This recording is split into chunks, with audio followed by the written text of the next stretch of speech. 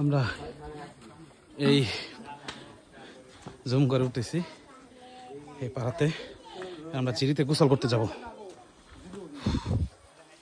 মাছের বাজার, এখানে মাছও পাওয়া যায়, এখানে মাছও পাওয়া যায়। পাঙ্কাশ, এটা কি এই নদীর পাঙ্কাশ না এটা নাকি? কি নাম বাচ্চাগুলা? কিন্তু আমরা জিরিতে গোসল করতে যাচ্ছি। এদের জীবনযাপন এগুলো আলাদা। আকাশ, গোসল করলে কেমন লাগবো? হ্যাঁ, সব মাচাং মাচাং মাটি থেকে 2-3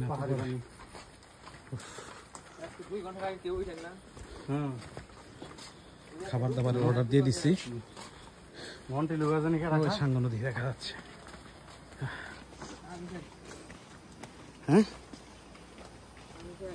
এখন এই সাঙ্গ নদী কাল কেটে দিয়ে যাবো আমরা। চলো চলো, আরে নো